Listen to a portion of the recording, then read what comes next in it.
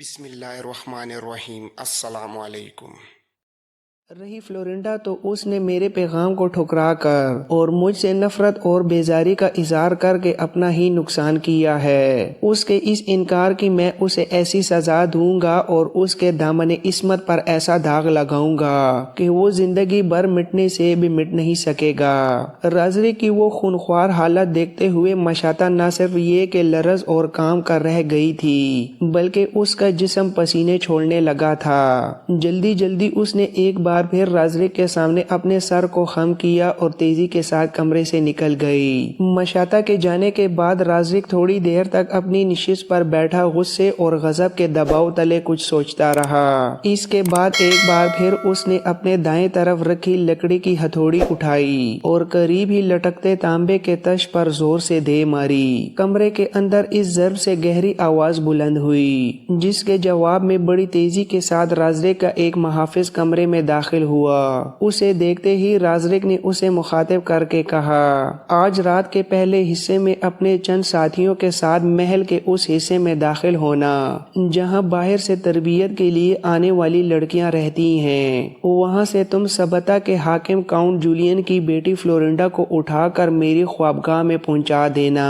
بس آج کے لیے تمہارا یہی کام ہے، اب تم جاؤ۔ رازرک کو غصے اور غضب کی حالت میں دیکھتے ہوئے پہرے دار کو جواب میں کچھ کہنے کی ہمت نہ ہوئی اور وہ واپس مڑتا ہوا کمرے سے باہر نکل گیا۔ اسی رات فلورنڈا کو زبردستی رازرک کی خوابگاہ میں پہنچا دیا گیا جہاں اس نامراد رازرک نے فلورنڈا کی عصمت کا خون کرتے ہوئے اسے داغدار اور بے آبرو کر دیا تھا۔ ایک روز جب شام ہونے میں کچھ دیر باقی تھی، طریف بن مالک اپنے گھوڑے کو ہانکتا ہوا ٹولیڈو شہر میں داخل ہوا۔ اپنی رہائش گاہ کی طرف جانے کے لیے جب وہ شہر کے مرکزی بازار سے گزر رہا تھا تو اچانک ایک مسلح جوان اس کے سامنے آیا اور اس کے گھوڑے کی باگ پکڑتے ہوئے انتہائی خوشگواری میں طریف بن مالک کو مخاطب کرتے ہوئے کہا، اے ابن مالک، آپ اپنی رہائش گاہ کی طرف جانے کی بجائے شاہی محل کا رخ کیجیے، اس لیے کہ چند روز پہلے بادشاہ رازرک نے اپنے محافظوں کو حکم دیا تھا کہ طریف بن مالک جوں ہی شہر میں داخل ہو اسے میرے سامنے پیش کیا جائے۔ گھوڑے کی باگ پکڑنے والا جوان جو اپنے لباس سے رازرک کے پہرے داروں میں سے لگتا تھا، اس کی گفتگو پر ابن مالک کے چہرے پر وقتی طور پر پریشانی اور تفرقات کے آثار نمودار ہوئے۔ جلد ہی اس نے ایسے تمام خیالات کو جھٹک دیا، اپنی حالت کو سنبھالا اور چپ چاپ پہرہ دار کے ساتھ چل پڑا۔ شاہی محل میں جا کر پہرہ دار نے پھر طریف بن مالک کو مخاطب کرتے ہوئے کہا، اے ابن مالک، میں آپ کے گھوڑے کو استبل میں باندھتا ہوں، آپ شاہی محل کے وہ دائیں طرف والے کمرے میں داخل ہوں، وہاں اس وقت رازرک روجر کے ساتھ محو گفتگو ہے۔ ابن مالک نے اس پہرہ دار کی ان باتوں کا کوئی جواب نہ دیا، اپنے گھوڑے سے اتر کر چپ چاپ اس کمرے کی طرف بڑھنے لگا جس کی طرف پہرہ دار نے اشارہ کیا تھا۔ طریف بن مالک جب اس کمرے میں داخل ہوا تو اس نے دیکھا کہ اندر ہسپانیہ کا بادشاہ رازرک اور وہ روجر جس کے ساتھ موت کے میدان میں ابن مالک کا مقابلہ ہوا تھا، دونوں آمنے سامنے بیٹھے آپس میں گفتگو کر رہے تھے۔ ابن مالک کو دیکھتے ہی رازرک اپنی جگہ سے اٹھ کھڑا ہوا، آگے بڑھ کر ابن مالک کو گلے لگایا اور بے پناہ خوشی کا اظہار کرتے ہوئے کہا، اے ابن مالک، تم انتہائی مناسب وقت پر ٹولیڈو شہر میں داخل ہوئے ہو، یہاں میرے سامنے بیٹھو، میں ایک انتہائی اہم موضوع پر تم سے گفتگو کرنا چاہتا ہوں۔ اس کے بعد رازرک نے روجر کی طرف دیکھتے ہوئے کہا، اے روجر، تم اس وقت جاؤ، میں بعد میں کسی وقت تمہیں بلاؤں گا اور جو گفتگو تمہارے ساتھ ہو رہی ہے اس کی تکمیل کروں گا۔ بہرحال تم مطمئن رہو، میں تمہیں اپنے لشکر میں ایک اعلیٰ عہدے پر فائز کروں گا۔ یہ گفتگو سن کر روجر خوش ہوا اور اپنی جگہ سے اٹھتا ہوا کمرے سے باہر نکل گیا۔ روجر کے جانے کے بعد رازرک نے غور سے طریف بن مالک کی طرف دیکھتے ہوئے کہا، اے ابن مالک ان دنوں تم کہاں کہاں رہے؟ جواب میں ابن مالک نے فوراً جواب دیتے ہوئے کہا، اے بادشاہ، آپ کی خواہش اور کہنے کے مطابق میں ان دنوں اکلیمہ اور اس کی ماں کی تلاش میں سرگرداں رہا۔ مجھے دکھ اور افسوس ہے کہ میں ان دونوں کو تلاش کرنے میں کامیاب نہیں ہو سکا۔ میں جنوب کے مختلف شہروں کی طرف گیا، انتہائی جنوب میں سمندر کے کنارے قادس کی بندرگاہ تک بھی گیا۔ جگہ جگہ اکلیمہ، اس کی ماں الیانہ اور رومیر سے متعلق دریافت کیا، پر اے بادشاہ مجھے افسوس ہے کہ ہر جگہ، قصبے اور ہر شہر میں مجھے ناکامی کا منہ دیکھنا پڑا، اور افسوس کہ میں ان تینوں کو تلاش کرنے میں کامیاب نہ ہو سکا۔ طریف بن مالک کی اس وضاحت کے جواب میں رازق نے کھول کر ہنستے اور کہکہا لگاتے ہوئے اسے مخاطب کیا، اے ابن مالک، اگر یہ اکلیمہ، الیانہ اور رومیر تمہیں نہیں ملے تو اس میں پریشان ہونے کی کیا ضرورت ہے؟ نہ ہی تمہیں اپنی اس ناکامی کی وجہ سے میرے سامنے کسی طرح کی وضاحت پیش کرنے کی ضرورت ہے۔ میں سمجھتا ہوں کہ اب اکلیمہ، الیانہ اور رومیر کی تلاش اور جستجو کو بھول جاؤ۔ میرا اندازہ ہے وہ تینوں ہسپانیہ سے نکل کر فرانس کی طرف بھاگ گئے ہیں۔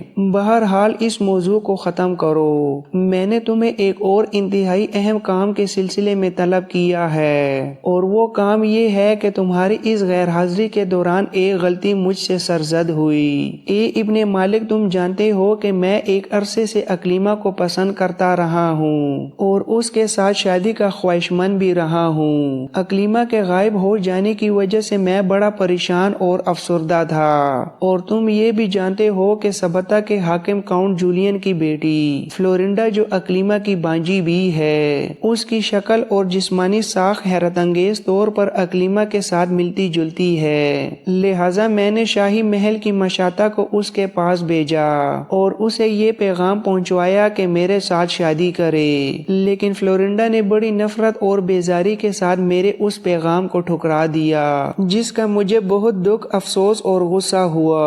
اور اپنی اس کیفیت میں ایک روز اپنے پہرے داروں کے ذریعے میں نے فلورنڈا کو زبردستی اس کی رہائش گاہ سے اٹھوا کر یہاں شاہی محل میں اپنی خوابگاہ میں بلوا لیا اور اس کی عصمت کو داغدار کر دیا۔ مجھے اپنی اس غلطی کا احساس ہو رہا ہے، اس لیے کہ فلورنڈا کا باپ یعنی سبتا کا حاکم میرے بہترین دوستوں میں سے ہے، اور جب یہ خبر کاؤنٹ جولین کے پاس پہنچے گی تو میرے متعلق وہ کیا سوچے گا۔ اسی دوران فلورنڈا نے 2-3 بار چند غلاموں اور لونڈیوں کی مدد سے یہ بری خبر اپنے باپ تک پہنچانے کی کوشش بھی کی، لیکن وہ لونڈی اور غلام پکڑے گئے اور انہیں قتل کروا دیا گیا۔ جو پیغام لکھ کر فلورنڈا نے ان کے حوالے کیا تھا وہ جلا دیا گیا۔ اے ابن مالک، اب میں یہ چاہتا ہوں کہ تم ابھی اور اسی وقت فلورنڈا کے پاس جاؤ، اس لیے کہ وہ تمہاری جاننے والی ہے۔ ایک تو تم اس کے باپ کی طرف سے اس کے لیے کچھ اشیاء اور پیغام بھی لے کر آئے تھے، دوسرا اس کے باپ نے تمہاری تعریف کرتے ہوئے میرے نام بھی ایک خط لکھا تھا۔ اس بنا پر وہ جانتی ہے کہ تم اس کے باپ کے پسندیدہ ہو، لہٰذا تم فلورنڈا کے پاس جاؤ اور اسے سمجھاؤ کہ جو کچھ ہوا تھا وہ غلطی کی بنا پر ہو چکا، اب وہ حادثے اور المیہ کو فراموش کر دے اور اس کی خبر اپنے باپ کاؤنٹ جولین کو نہ کرے، تاکہ میرے اور جولین کے تعلقات پہلے جیسے ہی خوشگوار رہیں۔ رازری کی یہ ساری گفتگو سن کر طریف بن مالک تھوڑی دیر تک سوچوں میں غرق رہا، پھر رازری کی طرف دیکھتے ہوئے کہا، اے بادشاہ، آپ بالکل بے فکر اور مطمئن رہیں، میں ابھی اور اسی وقت شاہی محل کے اس حصے کی طرف جاتا ہوں جہاں باہر سے تربیت حاصل کرنے والی لڑکیاں قیام کرتی ہیں، وہاں فلورنڈا سے ملاقات کر کے اسے سمجھانے کی کوشش کرتا ہوں۔ مجھے امید ہے کہ وہ میرے یوں سمجھانے پر حالات کے ساتھ سمجھوتا کرنے پر رضامند ہو جائے گی۔ رازرک نے اپنی جگہ سے اٹھ کر خوشی میں طریف بن مالک کی پیشانی چومی اور کہا، اگر تم نے ایسا کر دکھایا تو میں سمجھوں گا کہ تمہارے علاوہ میرا اور کوئی مخلص ہی نہیں۔ اب تم اٹھو اور فلورنڈا کی طرف جاؤ۔ رازرک کے کہنے پر ابن مالک فوراً اپنی جگہ سے اٹھ کھڑا ہوا اور کمرے سے باہر نکل گیا۔ ابن مالک تیز تیز قدم اٹھاتا شاہی محل کے اس حصے میں داخل ہوا جس میں شاہی انداز کی تربیت حاصل کرنے کے لیے باہر سے لڑکیاں آ کر قیام کرتی تھیں۔ اس عمارت کے نگران سے پہلے ابن مالک نے فلورنڈا کے کمرے کے متعلق پوچھا اور آگے بڑھ کر عمارت کے ایک کمرے میں دستک دی۔ تھوڑی دیر بعد فلورنڈا نے دروازہ کھولا۔ ابن مالک نے دیکھا اس وقت فلورنڈا کا حسن مان پڑ گیا تھا۔ طریف بن مالک کو دیکھتے ہی فلورنڈا کی آنکھوں میں آنسو جھلملانے لگے۔ اس موقع پر ابن مالک نے اس کو مخاطب کرتے ہوئے کہا، اے فلورنڈا میری بہن، کیا تم مجھے اندر آنے کو نہیں کہو گی؟ جواب میں فلورنڈا فوراً ایک طرف ہٹ گئی اور غمگین لہجے میں ابن مالک کو مخاطب کرتے ہوئے کہا، اے میرے بھائی، آپ ضرور اندر آئیے۔ آپ جیسے بھائی کو میں اپنے کمرے میں خوش آمدید کہتی ہوں۔ ابن مالک اندر داخل ہوا اور کمرے کے دائیں طرف ایک نشست پر بیٹھ گیا۔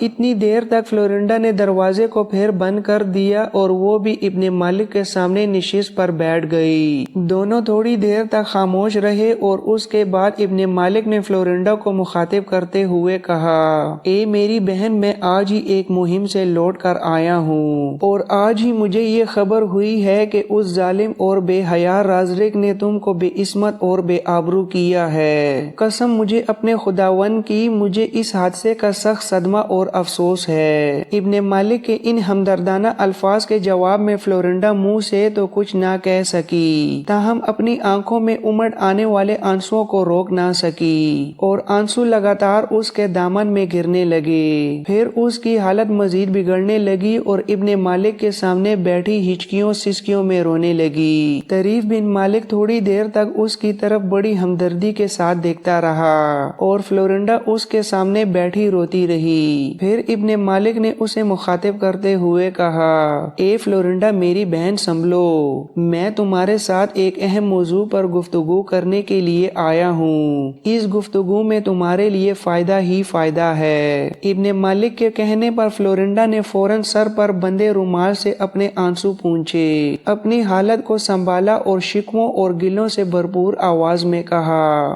رازق نے میری عزت اور عصمت کو داغدار کیا ہے۔ اے ابن مالک میرے بھائی، اب تو میں بس صبح و شام مر جانے کی حسرت لیے زندگی کے دن گزار رہی ہوں۔ طریف بن مالک نے فوراً اپنا ہاتھ بڑھا کر پیار اور شفقت سے اس کے سر پر رکھا، پھر نرم اور شفقت سے بھرپور آواز میں کہا، اے فلورنڈا میری بہن، مانا کہ یہ ایک بہت المناک حادثہ ہے۔ میں سمجھتا ہوں کہ تم خونی طوفان سے ہو کر گزری ہو، پر اپنے آپ کو سنبھالو، اس لیے کہ ہم سب نے مل کر رازق کو اس بھیانک جرم کی سزا دینی ہے۔ سنو فلورنڈا، اپنے آپ کو سنبھالو اور جس طرح تم پہلے خوش باش اس محل کے اندر زندگی گزار رہی تھی، ویسے ہی دوبارہ خوش باش رہنا شروع کر دو۔ کسی کو کانوں کان یہ خبر نہ ہونے دینا کہ رازق نے تمہیں بے آبرو کر دیا ہے۔ اگر تم ایسا کرو گی تو اس کے دو نقصان ہوں گے۔ اول یہ اس محل میں نہیں بلکہ ٹولیڈو شہر کے اندر تمہاری کوئی عزت اور وقت نہیں رہے گی، اور اگر اس بات کا چرچا ہوا تو اس کا دوسرا نقصان یہ ہوگا کہ رازق مختلف ہیلے استعمال کر کے تمہیں اپنے راستے سے ہٹانے کی کوشش کرے گا تاکہ تم اس کے خلاف مزید زبان نہ کھول سکو، اور ہو سکتا ہے وہ کسی کے ہاتھوں تمہارا خاتمہ کرا دے۔ تھوڑی دیر رک کر ابن مالک نے پھر کہنا شروع کیا، اے فلورنڈا، تم نے مجھے اس وقت بھائی کہا تھا جب موت کے میدان میں نے رومیر اور روجر سے مقابلہ جیتا تھا۔ سنو، میں ایک بھائی کی حیثیت سے تمہاری بہتری اور بھلائی چاہتا ہوں اور تم سے یہ امید رکھتا ہوں کہ تم ایسا ہی کرو گی جیسا میں تم سے کہوں گا۔ فلورنڈا نے بڑی بے بسی اور لاچارگی کے عالم میں ابن مالک کی طرف دیکھتے ہوئے کہا، اے ابن مالک، آپ جانتے ہیں کہ شاہی محل میں مجھ پر ایک طوفان گزرا ہے، تاہم میں آپ سے وعدہ کرتی ہوں کہ آپ جس طرح کہیں گے میں ویسا ہی کروں گی۔ مجھے آپ پر اعتماد اور بھروسہ ہے۔ مجھے امید ہے کہ جو کچھ آپ کہیں گے یا کریں گے اس میں میری ہی بہتری اور بھلائی ہوگی۔ فلورنڈا کا جواب سن کر طریف بن مالک خوش ہوا اور دوبارہ اسے تسلی دینے کے انداز میں کہا، اے فلورنڈا، پہلا کام تم یہ کرو کہ حسب سابق خوش و خرم محل کے اندر زندگی بسر کرتی رہو۔ تم سے ملنے کے بعد میں سیدھا رازق کے پاس جاؤں گا اور اس سے اجازت لے کر افریقہ کی طرف لوٹ جاؤں گا، وہاں تمہارے باپ کو ان سارے حالات کی خبر کروں گا، اسے یہ بھی کہوں گا کہ وہ سبتہ کی طرف سے ہسپانیہ کی طرف جائے، وہاں اپنے رویے سے یہ ظاہر کرے جیسے اسے اس طوفان کی خبر ہی نہیں جو اس کی بیٹی پر گزرا ہے۔ یہاں آ کر وہ رازق کو بادشاہ بننے پر مبارکباد دے گا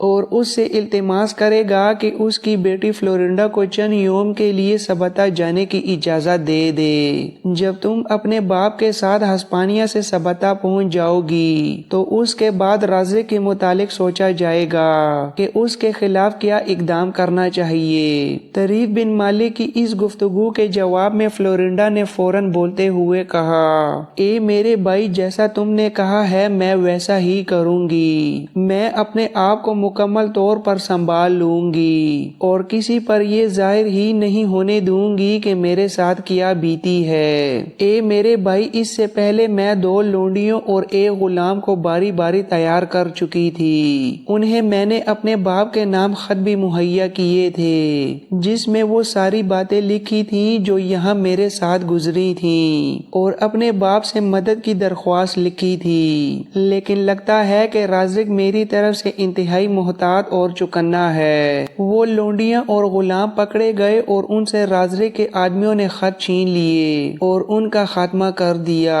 میرے بھائی، اب تک میری حالت قفس میں بند کسی بے بس پرندے کی طرح تھی، لیکن اب تمہارے آ جانے سے میں اپنے آپ میں ایک طرح کی تقویت اور قوت محسوس کر رہی ہوں۔ تمہارے کہنے پر میں اپنے آپ کو مکمل طور پر سنبھال لوں گی۔ تمہارے یہاں سے جانے کے بعد میں ہسپانیہ میں اپنے باپ کے داخل ہونے کا انتظار کروں گی۔ فلورنڈا جب خاموش ہوئی تو تب ابن مالک اپنا منہ اس کے قریب لے گیا اور بڑے رازدارانہ انداز میں فلورنڈا سے پوچھا، اے فلورنڈا میری بہن، اس موقع پر جب کہ اس کمرے میں میرے اور تمہارے علاوہ کوئی نہیں ہے، میں تمہیں ایک خوشخبری نہ دوں؟ فلورنڈا نے تیز نگاہوں سے طریف بن مالک کی طرف دیکھتے ہوئے پوچھا، اے بھائی، کیا اس شاہی محل کے اندر میرے لیے بھی کوئی خوشخبری ہو سکتی ہے؟ آپ جانتے ہیں کہ ہسپانیہ کے اندر ایک انقلاب برپا ہو چکا ہے، میرے نانا اور ہسپانیہ کے بادشاہ عطیشہ اور میرے ماموں یوریکا کو قتل کیا جا چکا ہے، جبکہ میری نانی الیانا اور میری خالہ جو عمر میں مجھ سے چھوٹی ہے وہ کہیں روپوش ہیں۔ میں ان دونوں کی طرف سے انتہائی فکر مند اور غمگین ہوں، کاش وہ دونوں یہاں سے بھاگ کر سبتہ پہنچنے میں کامیاب ہو چکی ہوں۔ طریف بن مالک نے رازداری میں فلورنڈا کو مخاطب کر کے کہا، اے فلورنڈا، میں تمہیں تمہاری نانی الیانا اور تمہاری خالہ اقلیمہ کے متعلق کچھ کہنا چاہتا ہوں۔ ابن مالک کے یہ الفاظ سن کر فلورنڈا ایک طرح سے چونک سی گئی، اس کے چہرے پر خوشی کے آثار نمودار ہو گئے اور بڑی دلچسپی اور شوق سے طریف بن مالک کی طرف دیکھتے ہوئے پوچھا،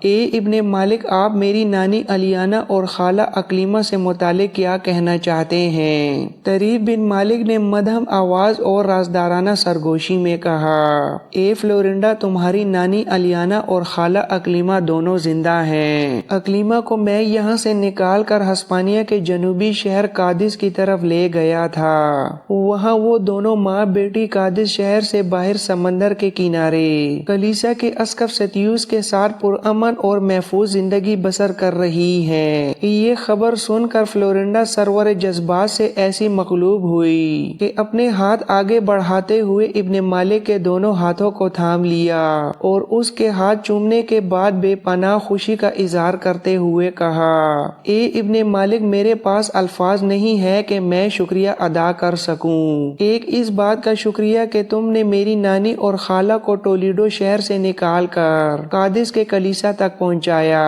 اور دوسرا اس بات کا شکریہ کہ تم نے مجھے یہ خوشخبری سنائی کہ میری نانی اور خالہ دونوں زندہ ہیں اور پرامن اور پرسکون زندگی بسر کر رہی ہیں۔ اس کے ساتھ ہی ابن مالک اپنی جگہ سے اٹھ کھڑا ہوا اور فلورنڈا کو مخاطب کرتے ہوئے کہا، اے فلورنڈا، اب میں جاتا ہوں اور رازق کو یہ اطمینان دلاتا ہوں کہ تم اب اس حادثے سے متعلق اپنی زبان نہیں کھولو گی جو تم پر بیت چکا ہے، اور ہاں، تم مکمل طور پر میری ہدایات پر عمل کرنے کی کوشش کرنا۔ جواب میں فلورنڈا نے اپنے ہونٹوں پر گہری اور دل فریب مسکراہٹ मुस्कुराहट बिखेरते हुए कहा, ए मेरे भाई, तुम मेरी तरफ से मुकम्मल तौर से बेफिक्र रहो। जो कुछ आपने कहा है मैं उस पर पूरी तरह अमल करने की कोशिश करूंगी। इसके साथ ही तरीफ बिन मालिक हरकत में आया और कमरे का दरवाजा खोलकर बाहर निकल गया। हस्पानिया का बादशाह राज़िक उसी तरह शाही महल में अपने कमरे में तरीफ बिन मालिक का मुंतजिर बैठा था। इब्ने मालिक कमरे में दाखिल हुआ। उसे देखते ही बड़ी उम्मीदों और शौक से राज़िक अपनी जगह से उठ खड़ा हुआ और बेचैनी से उसे मुखातिब करते हुए कहा, ए इब्ने मालिक, तुम क्या करके लौट रहे हो? तरीफ बिन मालिक आगे बढ़कर राज़िक के सामने वाली निशिस्त पर बैठ गया और बड़ी राजदारी में मुखातिब करते हुए कहा, ए बादशाह फ्लोरिंडा से मैं तवील मुलाकात करके लौट रहा हूँ। अब आप उसकी तरफ से बिल्कुल मुतमईन और बेफिक्र रहें। मैंने उसे पूरी तरह समझा दिया है। अब वो आज के बाद ना तो उस हादसे पर जबान खोलेगी और ना ही महल के अंदर आपके हाथों उस पर जो बीती उसका किसी और से जिक्र करेगी।